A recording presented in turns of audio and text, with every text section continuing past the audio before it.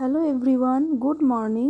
বড়দের প্রণাম ও ছোটদের ভালোবাসা জানিয়ে আজকে আরও একটা নতুন ভিডিও শুরু করছি। তোমাদের সকলকে আমার আরও একটা নতুন ব্লগে অনেক স্বাগত। তো চলো ভিডিওটা দেখতে থাকো। সকালবেলা মা মেয়ে দুজনেই চা বিস্কিট খেয়ে নিয়েছি, মেয়ে দুধ খেয়েছে একটুখানি। তারপর মাম্মামকে পড়াশোনা করিয়েছি, তারপরে মাম্মামকে ওদিকে টিভি চালিয়ে দিয়েছি। এরপরে আমি কাজে হাত দেব। আর এটা হচ্ছে শনিবারের ভিডিও। মাম্মামের শনিবারের দিন স্কুল থাকে না, স্কুল ছুটি। তো ওই জন্যই ওই দিনকে ভেবেছি যে একটু ঘর ঝাড়মোছ করব। মানে তোমাদের তো আগেই বলেছি মামামের জন্মদিনের সময় একটু ক্লিন করেছিলাম, তো খুব একটা নোংরা হয়নি। তবুও পুজো আসছে ভেবে ভালো না লাগলেও, মন না চাইলেও করতে হয় এই কাজগুলো। এগুলোই বাঙালিদের রীতিনীতি বলতে পারো, একটা পুজোর আগে ঘর দোর সব ঝাড়া পরিষ্কার করা। তো সেই মতো করব বলে মামামের সমস্ত খাবার আমি রেডি করে রাখছি। কেন কি ঘরের ঝুল ঝাড়া, ঘর মোছা এগুলোই হাত দিলে না, মানে এই খাবারগুলো আর তখন হাত দিতে পারবো না, প্রচণ্ড নোংরা থাকবে। তার জন্যই আগের থেকে সমস্ত খাবার আমি রেডি করে একদম ঢাকা দিয়ে রেখে দেবো। পরপর মাম্মামকে দিতে থাকবো, না হলে মাম্মাম প্রচণ্ড পরিমাণে বিরক্ত করবে। আর এগুলো ও রোজ দিনই খায়, সেই হিসাবেই সমস্তটা রেডি করে রাখছি। তো প্রথমে দেখতেই পেলে দুটো লেবু কেটেছি আর একটা শসা কেটেছি, ওটা এখন ওকে দিয়ে আসলাম। তারপরে ওদিকে নুন চিনির জল করে রেখে দিলাম। আর এদিকে বেদানাটা ছাড়িয়ে রাখছি। অনেক দিন আগে দুটো বেদানা এনেছিলাম, সে আজ দেবো কাল দেবো করে দেওয়াই হয় না। আর মাম্মাম জানো তো, বেদানাটা অন্যান্য ফলের মতো খেতে পারে না। মানে খেতে পারে ঠিকই, কিন্তু প্রচণ্ড নষ্ট করে, ও ভালো করে চিবোতে পারে না। তো যাই হোক, ভেবেছি জুস করে দেব। তো তার জন্যই এতদিন ধরে পড়ে আছে, এই জুস করতে হবে ভেবেই। তো আজকে শেষমেশ মাম্মাম দেখেছে বেদানাটা, তো বলেই যাচ্ছে যে মা তো বেদানাটা জুস করে দিলে না। তা আজকে সেই জন্য বেদানাটা ছাড়িয়ে রাখলাম, যে সমস্ত কাজকর্ম করে দুপুরের খাওয়া দাওয়া সেরে ওকে দুপুরবেলায় বেদানার জুসটা দেব, এই জন্যই আমি ছাড়িয়ে রাখলাম। তো সবটা হয়ে গেল। এবারে মাম্মামকে খেতে দিয়ে আমি এইদিকে কাজে হাত দিয়ে দিয়েছি। দেখো, প্রথমেই মাম্মামের খেলার যে ঘরটা, ওই ঘরটা সমস্ত টেডি বিয়ারগুলো ঢাকা দিয়ে দিয়েছে একটা বিছানার চাদর দিয়ে। তারপরে একটুখানি জাস্ট এদিক ওদিক ক্লিন করে নিচ্ছি। প্রথমে পুরো বাড়িটাই আমি ঝাড়ু দিয়ে উপরে যে একটু একটু ঝুল হয়েছে ওগুলো পুরো ঝেড়ে, তারপরে মেঝেটাকে ঝাড় দিয়ে নিয়ে তারপরে মোছামুছির কাজ শুরু করব। আর অনেকটা টাইম লেগে গেছিলো। সকাল 10টা থেকে শুরু করেছিলাম আর শেষ হয়েছিল সেই 1টার পরে, মানে 1:30টা নাগাদ। তারপরে স্নান করে খাওয়া দাওয়া করতে করতে 2টো পার হয়ে গেছিলো। তো প্রচণ্ড পরিশ্রম হয়েছিল। আর এই আমার যে কোনো কাজই মনে হয় যে একদিনে যত টাইম লাগে লাগুক পুরোটা কমপ্লিট করে ফেলবো। না তো আজকে এই ঘরটা, আবার কালকে অন্য ঘরটা, এই করতে আমার ভালো লাগে না। মানে রোজ দিনই যেন মনে হয় কাজ করেই যাচ্ছে করেই যাচ্ছে। এই দেখো, এদিকে মামাম টিভি দেখছে, আর দেখেছো তখন ঘড়িতে 10টা 10 বাজে। তো আর এই সমস্ত কাজ করতে করতে তো অনেকটাই লেট হয়ে গেছিলো। আর আমার রাত্রিবেলায় যা হাতে ব্যথা করছিল, মানে প্রচুর প্রেশার পড়েছে হাতের উপরে, তো প্রচণ্ড পরিমাণে হাতটা ব্যথা করছিল। তো যাই হোক, অনেকটাই পরিশ্রম হয়ে গেছে, কিন্তু কিছু করার নেই, এগুলোও করতে হবে। তো এই আর কি। তো চলো তোমরা ভিডিওটা দেখতে থাকো। আর তোমরা যারা আমার পরিবারে নতুন, তাদের কাছে একটাই রিকোয়েস্ট, তোমরা প্লিজ চ্যানেলটিকে সাবস্ক্রাইব করে আমার পাশে থেকো। আর তোমাদের ভিডিও ভালো লাগলে অবশ্যই একটা করে লাইক করে দিও। আর যারা আমার পরিবারের সদস্য হয়েছো তাদের অসংখ্য ধন্যবাদ। তো এই যে দেখো, ঘর আমার ঝাড় দেওয়া হয়ে যাচ্ছে, এরপরে তো 1 বালতি জল নিয়ে এসে একদম ঘরটা মুছে নেব।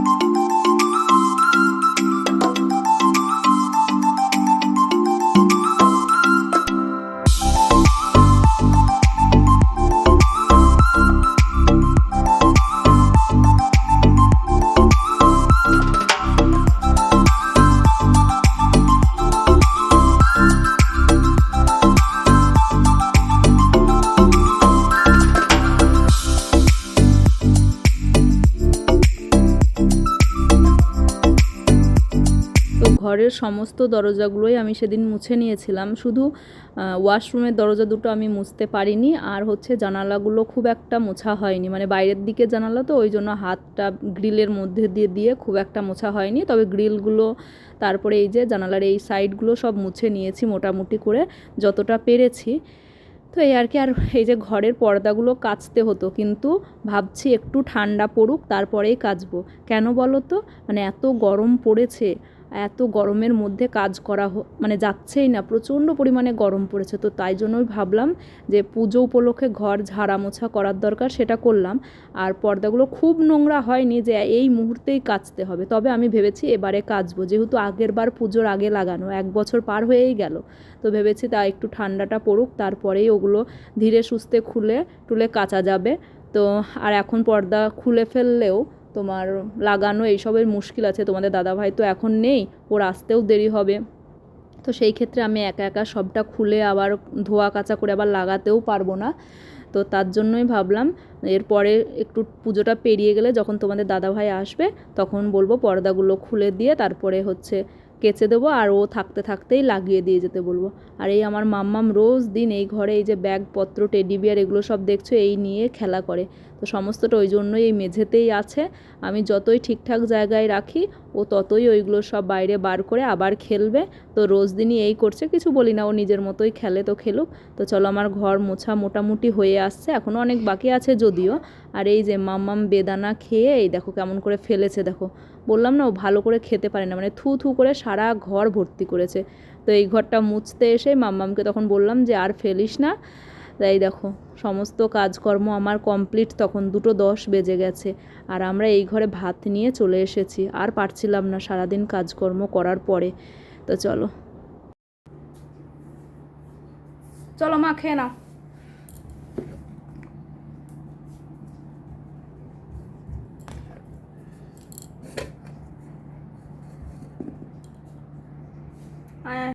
এই দেখো কেমন ঝড় উঠেছে, এখন বিকেল 5:20 বাজে, চারিদিকে অন্ধকার। শর্মা হাত ছড়া।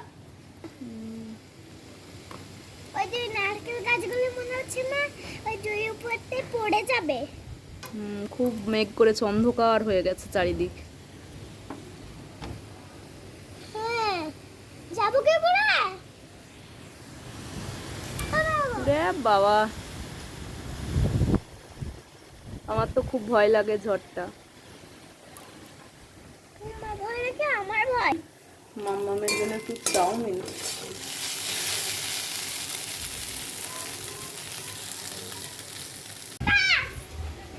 হ্যাঁ কোন বাস? ওই যে এইটা, এইদিকে, এই যে এই বাসটা।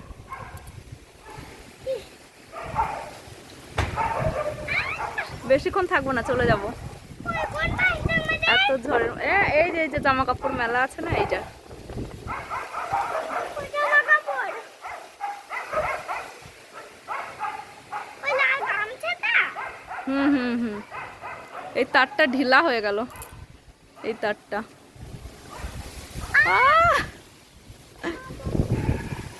ভয় নেই, ভয় নেই, চ আমরা বেশিক্ষণ থাকবো না, ভয় লাগছে। এ রাম, কাদের কি এটা উড়ে পালাচ্ছে। বেশি দূর যাবো না মা, প্রচুর। কি হচ্ছে মাম্মা?